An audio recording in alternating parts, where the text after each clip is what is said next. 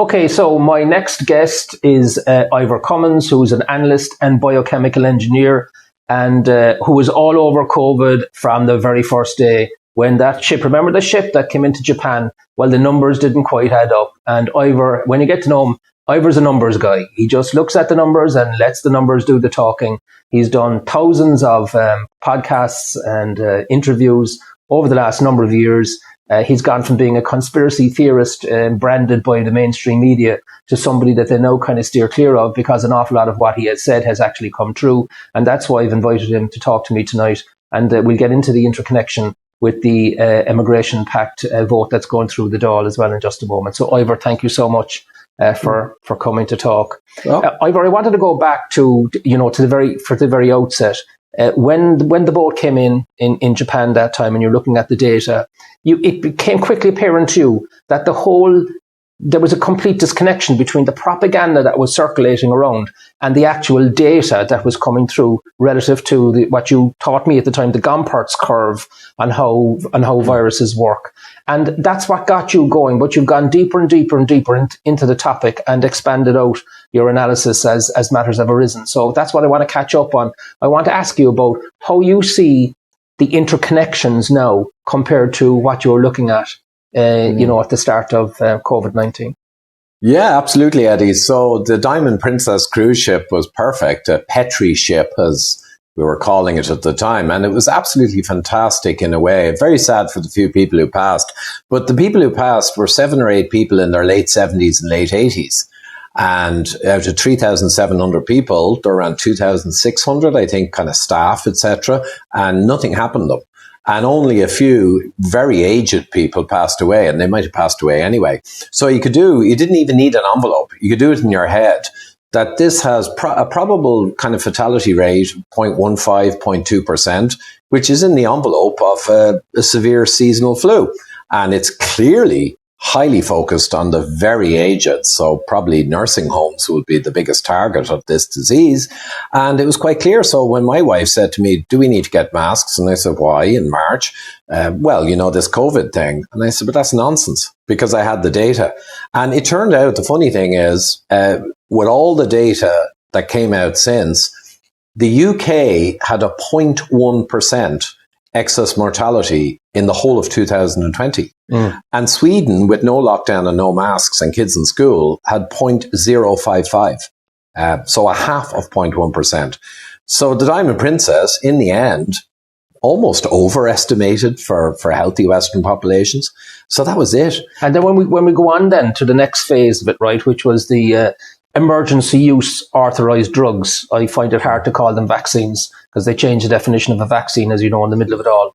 Now we're now in 2024, halfway through, and it seems to me that there's just a tsunami of data pouring out now from all over the world on excess deaths, on disability and harm. What are you seeing when you look across all those data sets now emerging? Yeah, well, actually, Eddie, I didn't spend a whole lot of time on that. I leveraged other people in the network. I had my own priorities, more in the geopolitics and the Rockefeller story, which ties all this together, of course. But essentially, the best people out there who are doing the analysis, it's very hard to separate this novel medication, shall we call it, from the effects and the sequelae of lockdowns. So we made a movie, the COVID Chronicles movie.com is where you'll get it. We got a Kickstarter, reasonable budget. And at the end of that movie, I specifically to camera said, there's going to be a freight train of excess mortality coming down the track of us. And it ain't going to last for a season, the flu season. It's going to go on for years. Because we knew at the time the psychological torture, the stress imposed on the people, the missed cancer kind of screenings, appointments, the missed cardiac disease. I could go on all day. That's going to cause a freight train of excess mortality in the coming years. On its own. Separate from the vaccines. Separate. Now, we didn't really get into the vaccine topic too much. That was back in 21. It was a bit early. But the problem now is excess mortality, which we know is there from the vaccine, and even Big Pharma will acknowledge there will be some deaths. It's very hard to separate that out. Probably one of the most telling things, though, is there's a huge excess mortality in younger people, which doesn't fit quite so well with the lockdown stress and the missed screenings. So I think my answer to this is quite simple. I'm going to stay 100% safe and factual as always. The authorities around the world took measures that were utterly useless, whether it's the vaccine or the lockdowns or the masks. The consequence of their measures in total is a huge surge in excess mortality. So we have authorities who, 100% factual, imposed a series of measures that gave no benefit and caused a very large excess mortality and suffering in the people. That's a fact. And if you stick to that, you know you're correct. Okay. And when you look back the chain now, right, and you see the control of the social media platforms, the cancellation and deplatforming that went on there, well, almost military type precision from what I could see. And then you look at the complete silence, especially in Ireland, of the conventional media, complete silence around the questions of the way the definition of pandemic was changed in 2009, the way the definition of vaccine was changed in the middle of it all, that the injection wouldn't go beyond the site of the injection. Everything we were told turned out to be untrue, largely untrue or entirely untrue. How is all that connected? Yeah, so the media now, especially since swine flu, so in swine flu they pulled, and it was in the British Medical Journal and JAMA, how the WHO faked a pandemic. That was the title of one paper. So everyone knew they faked a pandemic. They changed the definition of pandemic to take out the severity clause. They did that in a meeting with big pharma delegates in Geneva in 2008, before swine flu kicked off. This is all on the record in Der Spiegel and other mainstream newspapers at the time. But what they realized when swine flu collapsed was the media collapses these scams. So they spent 10 to 12 years heavily investing in the media. So all the CEOs of the big media companies now all get their little trips to Davos, World Economic Forum, and the ship is run very tightly. And that's one of the major ways, along with censorship that came from State Department, CIA, military industrial complex. This is all on the record in the Twitter files. All of these efforts worked very well for them. How could you pull off a bad flu equivalent and do what they did in COVID without having control of the media? As Goebbels said, I think it was Goebbels, give me control of the radio or the media and I'll turn any nation into a nation of pigs. So yeah, there's massive control. The big connection, of course, is that I did a root cause diagram on this, and we can put the link later maybe under the tweet. But I show how COVID-19, central bank digital currency, climate change, disaster, propaganda, and indeed the transgender stuff, the crazy stuff, and forced migration, they all form a tapestry of different strategies to get to global government, which I might call an ant farm or a Chinese-style social credit, strong control of the people. And that's what the so-called elite want, from Rockefeller through WEF, Club of Rome, Davos, Bilderberg, State Department, USA, CIA. There's so many parties who are all working together with a vision. And it is a vision. And to them, it's a beautiful vision for a full world government in the West and full control. So that's what ties everything together. And this migration one, just to finish, interestingly, this is not a new concept. Kalergi, back in the 1920s in the Pan-European Union, identified this as a strategy. If you flood the zone of all your nationalist kind of sovereign countries, flood them with very different people, ideally ones who don't kind of integrate well, that's a bonus.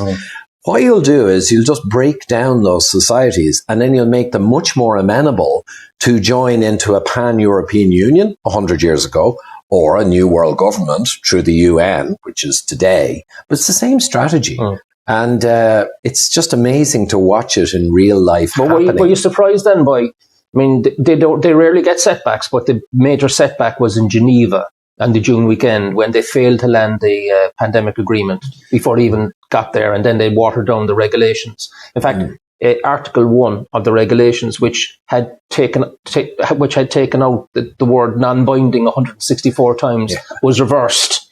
So that's the WHO a little bit set back. But the WHO, the UN now, and the World Economic Forum are the subject of legislative attack by a number of states in the United States. I mean, there seems to me to be, and then Europe has swung a bit to the right from the European elections. It seems to me that there's a bit of a, it's not game, set and match to those that are chasing after 21st century totalitarianism. No, it's not. And they did so well with COVID, which to be quite honest, Eddie, I know you said early on in COVID, you kind of went along with the idea that there was a big pandemic. And as I mentioned, I knew from the get-go, not because I'm super smart, but I was very familiar with swine flu, and I knew immediately from Diamond Princess. But the thing is, during COVID, they got away with astonishing amounts of nonsense. It's the word I've used most in the last 4 years, for good reasons. They got away with absolute murder, and it was astonishing to me. And after a year of that madness, I thought maybe we're hosed. But absolutely, as you say, there has been a large amount of awakening, and more and more mainstream type players and normies, you might call them, are beginning to realize, hold on a minute, something really, really rotten is going on in the world. I'm not sure exactly what it is, but we had the great result in the referendum. 70% of people effectively threw the NGOs and the government and all the other bad people, they threw this referendum back in their faces about removing the family from the Constitution. Now, that 70% of people, they didn't understand what you and I understand about Rockefeller and WEF and all this. They just knew something was stinking. So I think that's what we need, is more and more people to realize something's rotten. I don't want to get conspiracy theorish, but I'm going to start complaining. I'm going to start voting differently. I'm going to start pressuring my school or my politicians, saying the big question I asked in 2020, above all else, why are they doing this? And that's what I think is happening, is people are beginning to say, why are they doing this? Because it makes no sense. It doesn't, of course, until you join the dots. But I think what will shock a lot of people is that the mentor of Klaus Schwab for 30 years was none other than Peter Sutherland, former Fine Gael Attorney General and the then chairman of Goldman Sachs. He mentored him for 30 years, and he appeared at nearly the same number of Davos meetings. And he was probably the founding father of the capitalist model that the WEF promote, which of course is stakeholder capitalism, which requires you to hollow out national parliaments and beef up the NGOs. Because that's how it's all interconnected, isn't it? I mean, that's the point of connection. But behind all that, those interconnections between the hate speech bill and what's happening in the vote in the Dáil tonight, the bigger agenda, what you're suggesting is the bigger agenda is an attempt to snap together a kind of a one world administration, controlled by the same folk. But that would then require the compliance through fear of the general population. And that's where it's breaking down at the moment, isn't it? Yeah, I think the fear has fallen away. COVID generated a certain amount of fear, but mostly just a dumb, useful idiot compliance, not wanting to be seen as killing granny and all that. So there wasn't a whole lot of true fear, though around 30% of people actually feared it, which is kind of comical. But yeah, this whole, not so much a world government, they'd like that, but really a Western sphere of influence. They'd like to take out Russia and strip mine it for resources. So we're seeing all the last couple of years based on that. But China is unassailable. So China has an ant farm. India and the BRICS countries and Russia are another axis, if you will, that links to China. And then you've got the whole Western sphere, which is what we're talking about. So you'll notice there's no trans nonsense going on over in, the BRICS countries. And during COVID, some of them towed the line, but a lot of them just didn't bother. They paid lip service. So this is a Western thing. They want the UN to be the new world government structure, but really it's a Western thing. And the tensions geopolitically, of course, are with the BRICS countries, China, Russia, India, and all the others joining up, who don't want to be part of this Western ant farm. I mean, they've had a couple of 100 years of colonialism. They don't want a rerun. In fairness. Well, that's very interesting because I remember a clip of Peter Sutherland addressing the House of Lords in 2012, basically telling him you must have open borders in Europe and you must let everybody in. That is exactly it. Sutherland, and even the picture you showed in your fantastic talk in Cork of him, you can almost see the evil in his face. So you've got the other mentor of Klaus Schwab, by the way, was, of course, Kissinger for 50 years. And we all know about Kissinger, right? So Sutherland is head of Goldman Sachs, And then suddenly he's in the UN and he's banging on about forced migration. And of course, it's essentially Calergli again being reapplied in the modern era. He gave a speech where he essentially said that we need to break down nationality and sovereignty in all these European countries. We need to smash it. And the method to do that, clearly inferred in his words, was to flood the zone. Because if you have got these Irish with their, their fiddles and their whiskey and their red hair and all, they're clannish. They've got a culture. They've got a history. They've got something that binds them together as an entity. That's what makes peoples. And you've got the Nordics and they're severe. And then you've got the Germans, But all these people, this is true diversity. You've got all these different countries with very diverse people's cultures, and you can travel between them and appreciate diversity. The irony is the people who scream about diversity are hell-bent on smashing all diversity. So people should think about that. Mm-hmm. The people telling us we need to be all diverse are actively working round the clock to destroy all diversity, flood the zone of all countries and turn them into just one big blob, bland blob, because they want to rule them. And control them. Mm-hmm. And that's the bottom line. And Sutherland is just a particularly odious, disgusting, kind of reptilian entity. We're not getting into the reptile thing, by the way. These are similes or whatever, metaphors. But a disgusting creature, just like in his own way Klaus is and Kissinger. And just one last thing, Eddie, I'll have to say. Sutherland's head of Goldman Sachs, and suddenly he's in the UN talking about migration. Right? People should kind of cop on and see what's happening here. You also had Maurice Strong way back in the 60s. He's a billionaire, oil billionaire, gets in with the Rockefellers, and suddenly he ends up head of the UN Environmental Division and banging on about global warming. So it's very easy to see the strategies. They're all scams, sadly. But they work with the people because the people increasingly, I think, since World War II have become innumerate. They've become non-scientific. And they've lost a lot of common sense, and they've become a lot more fearful of what society thinks of them. They've become weak. They've kind of become weak, fat and stupid. So sorry, guys, but there you go. Blame processed food or blame these other scumbags. Yeah, but back in the day, if I recall, based on your research and the research of the people that you've interviewed on your podcast, climate and pandemics were identified from what was for 40 or 50 years ago as the triggers. In the 50s, it's better documented later, but the 50s into the 60s and exploded in the 70s. There were crisis and opportunities was one of the documents. I think that was the World Future Society with Nelson Rockefeller at the helm. They needed crises that only a world government could fix. So the Rockefellers always said since the 50s, and they looked at the pandemics and health, population explosion and the planet collapsing, peak oil and resources. And the other one, of course, was a climate disaster. These are global issues. And they noted cleverly that the world of science works across borders. It's global. They work on the atom bomb. You have all Jewish guys come from Germany. You have Russians involved. Science crosses borders. Global issues and fixing them crosses all global borders. So we need global hobgoblins if we're going to get a global government. Because the people need to be scared of global issues and need to believe we need a global force to fix them for us, use fear. And that's what they did. They identified. But isn't that, just to finish on this point, isn't that where we are right now? Because this vote on the Migration and Asylum Pact is precisely the argument the government are making. We can't fix this on our own. We must all get together because it's a European problem. It's not actually, it's a global problem.